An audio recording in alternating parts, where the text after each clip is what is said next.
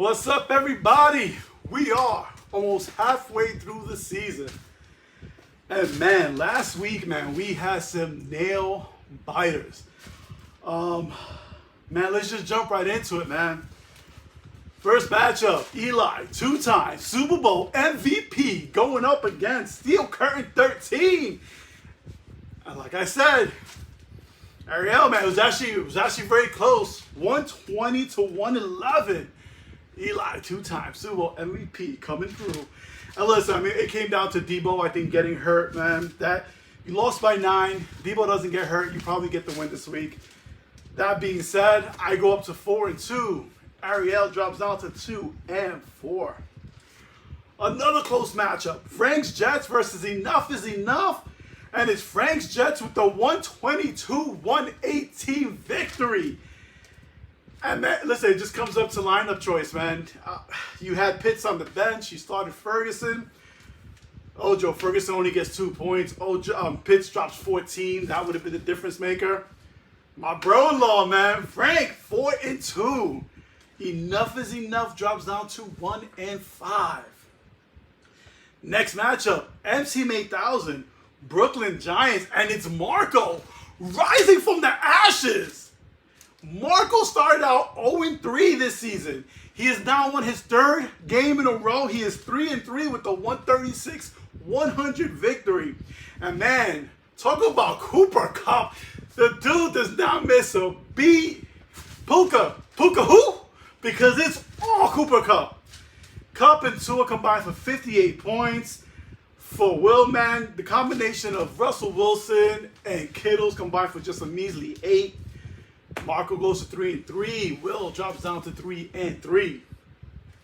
Bushwick Hitman, Bad Boys, and his Bubba, another team coming from the basement, going up, gets his 2nd win in a row. He goes to 3-3 with the 129-123 victory over Bad Boys. Very close matchup. And listen, it came down to 2 surprising factors. For Bubba, who thought Thielen was going to have this type of fantasy season, man? 29 points the past week.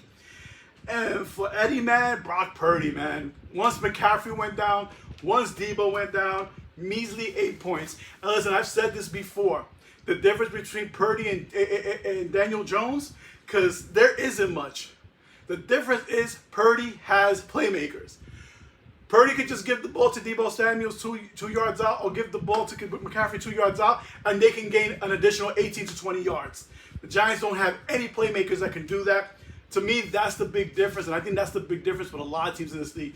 You look at the teams that have high-octane offenses like Miami, they have guys that once you put the ball in those players' hands, they can get yards after the catch. Even if it's a little dink, 5-yard, 2-yard, that's the difference. That's what the Giants don't have. Giants don't have a lot right now, but we'll get into that in a few. Bubba, 3-3 with the 129-123 victory. Eddie drops down to 3-3 after starting off 3-0. Not looking good. Next matchup, we have Gotham Knights versus Rid of Me This, and Terry with the dominant 162-121 victory. Carr and Prescott combined for 51 points, whereas Marty's QBs combined just for 23. Terry, you're looking good this year, man.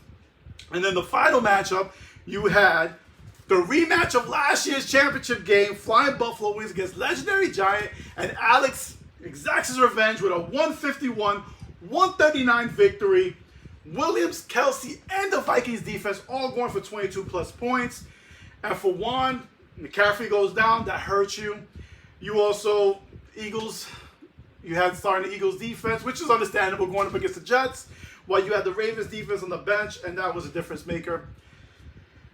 Alex on top of the leaderboard at 5-1, and now Juan drops down to 3-3. I'm sorry, there is one last matchup. Team Deal, Iron Picket Fence, and man, Danny, another convincing victory, 118-76.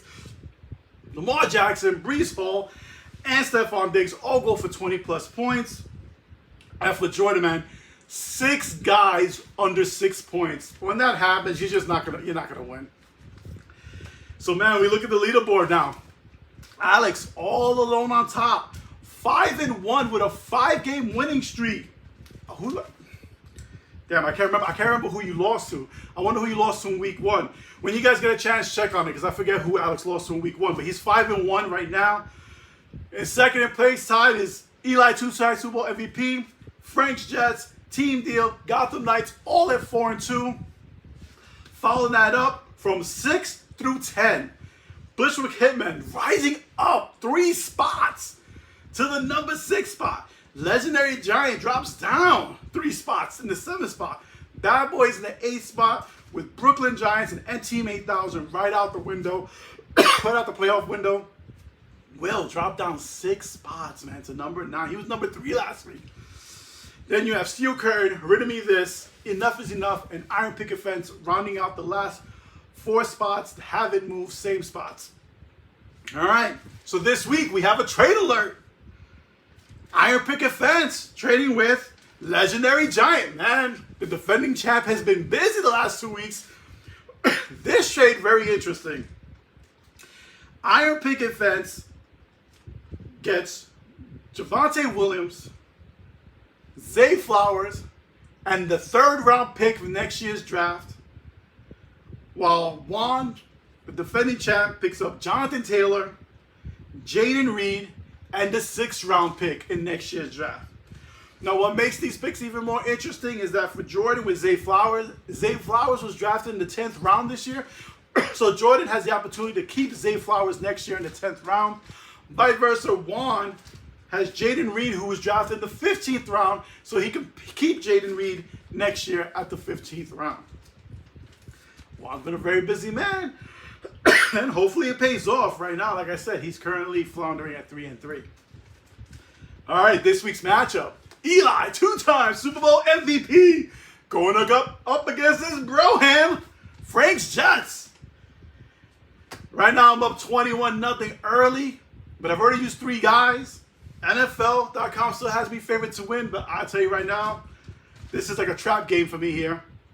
All signs look like I should have won this week because Frank had a lot of guys in the bye. That being said, I don't trust it. I'm worried. We both coming in with winning streaks. I got a 2-game winning streak. Frank has a 1-game winning streak. Next matchup, we have Steel Curtain 13 going up against Team 8000. And Ariel up early 22-0. But Marco is favored to win this matchup. Marco's rocking a 3-game winning streak right now, the 2nd longest winning streak currently in the league. And Ariel's trying to get back on that winning side. Next up, we have 2 teams going the different direction. Bad Boys, Enough is Enough, both coming in on losing streaks. Bad Boys up 7-0 early, but Enough is favored to win. Well, one of them's going to break the streak. Bad Boys has lost 3 in a row. Enough is Enough has lost 2 in a row. Somebody's going to break it, unless there's a tie for that track. Next matchup, another battle of 2 teams, both rocking 2-game losing streaks. Rid of Me This going up against Brooklyn Giants. And right now, it's Marty up early, 22-0 with 1 guy used. And Marty is favored to win this matchup this week. Next up, we have the defending champ, Legendary Giant, going up against Bushwick Hitman. And right now, it's Juan up early, 13-0. And he's favored to win against Bubba. Bubba's 2-game winning streak on the line. Next up, 2 teams that won last week, both at 4-2. Gotham Knights against Team Deal. Gotham Knights up early, 34-0, but has already used 3 guys, and Team Deal is favored to win. And with the final matchup, we have Flying Buffalo Wings going against Iron Picket Fence. 2 teams on the opposite side of the spectrum in the standings. Alex coming in with a 5-game winning streak. They're up 47-10 early. 2 guys used compared to Jordan's 1. And Alex is favored to win. So last week, NFL.com, 6-1 in their favors. The only favorite not to win last week, Steel Curtain 13. Sorry, Ariel. I told you, man. It's going to get the win this week. So far, NFL.com has been on the money, 24-11 in their picks of favorites. All right, man. So we got a good matchup this week. We're almost at the halfway point. After this week, there's still a lot of close teams, man. You see it right now. Alex is kind of running away with it at the beginning, but listen, you just need to get in. Once you get into the playoffs, it's a whole new game. And if you don't believe me, just, ask the Atlanta Braves, ask the Los Angeles Dodgers. Ask the Texas Rangers, who, after being up 2-0, may get eliminated tomorrow night. But yeah, man, Giants have I think this week Giants Washington is a do or die game. I think if the Giants win, they could make a semi-run. I don't think the NFC is that deep. I think if the Giants lose this week against Washington, it's time to trade Leonard Williams, it's time to trade Saquon Barkley, and really just revamp this whole team because it's, yeah. Just got the bye. Then next week, some of us are going to be at the Giants game next week. Giants-Jets. We're going to be tailgating. If you guys are out there, come by, say hi. We're going to be, just text me. I'll give you information where we're going to be. But it's going to be a fun matchup, man. You know, my brother-in-law, Frankie's a huge Jets fan. Me, Marco, Juan, we're huge Giant fans. Jordan, I don't know what happened to him. Steelers, I don't know what happened, man. It's all right. Him and Ariel could go hang out together. But you guys have a good week this week.